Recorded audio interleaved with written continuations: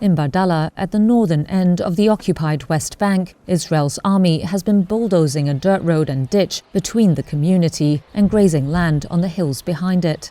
Palestinian farmers from the fertile Jordan Valley village say they're worried they'll be excluded from pastures, lose livelihood, and eventually be driven from the village.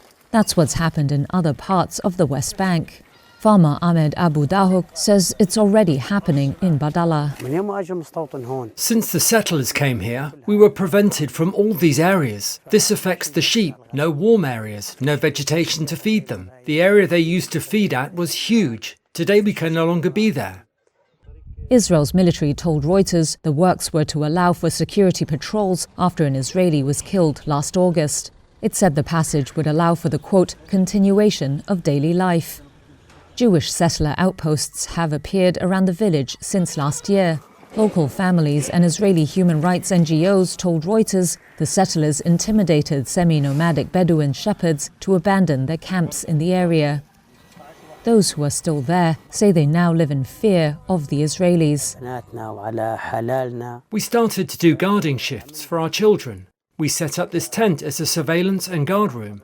We take turns from after the dinner prayer until after the dawn prayers.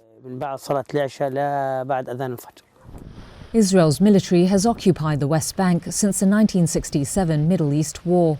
Jewish settlement building has roared ahead under Prime Minister Benjamin Netanyahu, now further emboldened by the return of Donald Trump to the White House. Most countries consider these settlements to be illegal.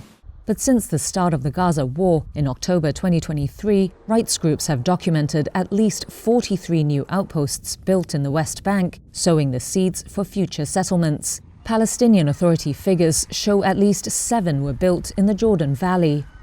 As outposts arrived, violence has also increased, locals and rights groups say, sharing video said to show attacks on Palestinian homes and schools.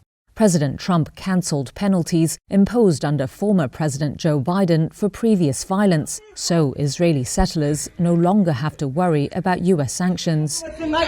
Reuters was unable to contact any of the new arrivals in the outposts around Bardallah. Netanyahu's office and councils representing settlers did not reply to requests for comment. With each advance of Israeli settlements, the West Bank becomes more fractured, and the prospects for an independent Palestinian state to be built on contiguous land are increasingly undermined. Having already been forced from their homes in the 1948 war that created the State of Israel, many Palestinians are worried the occupation is quietly becoming a full annexation. The new Israeli-controlled road squeezes Bardallah against Highway 90, which ends at the line separating the West Bank and Israel just outside the village. The head of the Bardallah Council says the village has already been cut off from farmland and pastures. Since the road here will link up to Road 90, he says, this means they have entrapped Bardallah completely.